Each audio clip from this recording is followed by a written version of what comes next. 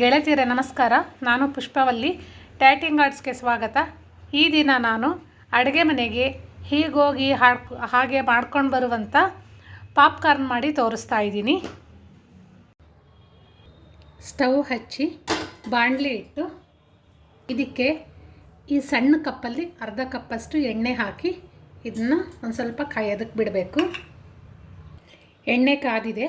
ಇವಾಗ ನಾನು ಎಣ್ಣೆ ಯಾವ ಕಪ್ಪಲ್ಲಿ ಹಾಕಿದ್ನೋ ಸೇಮ್ ಅದೇ ಕಪ್ಪಲ್ಲಿ 1 ಕಪ್ಪಷ್ಟು ಕಾರ್ನ್ ಹಾಕ್ತಾಯಿದ್ದೀನಿ. ಅಂದರೆ ಇದು ಕಾರ್ನ್ ಅಂದರೆ ಪಾಪ್ಕಾರ್ನ್ ಮಾಡ್ತೀವಲ್ಲ ಆ ಜೋಳ ಇದು. ಇದನ್ನು ಹಾಕಿ ನಾವು ಒಂದು ಇದರಲ್ಲಿ ಚೆನ್ನಾಗಿ ಇದನ್ನು ಮಿಕ್ಸ್ ಮಾಡಬೇಕು. ಸಣ್ಣ ಊರಿನಲ್ಲೇ ಇಟ್ಕೊಂಡಿದ್ದೀನಿ ಇದು ನಾನು.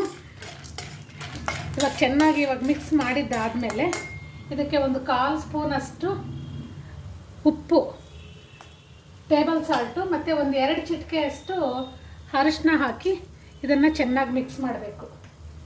ಚೆನ್ನಾಗಿ ಮಿಕ್ಸ್ ಮಾಡ್ತಾ ಇರಬೇಕು ಇದೇ ರೀತಿ. ನೋಡಿ ಇವಾಗ ಜೋಳ ಸಿಡಿಯೋದಕ್ಕೆ ಶುರುವಾಯಿತು. ಜೋಳ ಇದು ಒಂದೊಂದೇ ನೋಡಿ ಇವಾಗ ಸಿಡಿಯೋದಕ್ಕೆ ಶುರುವಾಗಿದೆ. ಇವಾಗ ಇದನ್ನು ಮೀಡಿಯಮ್ ಫ್ಲೇಮಲ್ಲಿ ಇಟ್ಕೋಬೇಕು ನಾವು. ಫ್ಲೇಮು ಮೀಡಿಯಮ್ ಆಗಿರಬೇಕು.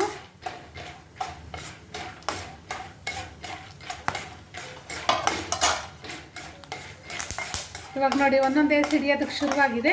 ಇವಾಗ ಇದಕ್ಕೆ ಈ ಬಾಂಡಿಗೆ ಕರೆಕ್ಟಾಗಿರೋ ಪ್ಲೇಟ್ ಮುಚ್ಚಿ ಉರಿ ಸಣ್ಣ ಮಾಡಿ ಬಿಟ್ಕೊಡ್ಬೇಕು. ಇದೆಲ್ಲ ಪಟ ಪಟ ಪಟ ಅಂತ ಸಿಡಿತಾ ಇದೆ. ಅದು ಪಟ ಪಟ ಅಂತ ಶಬ್ದ ಬರೋದು ನಿಂತ ಮೇಲೆ ನಾವು ಸ್ಟವ್ ಆಫ್ ಮಾಡಬೇಕು.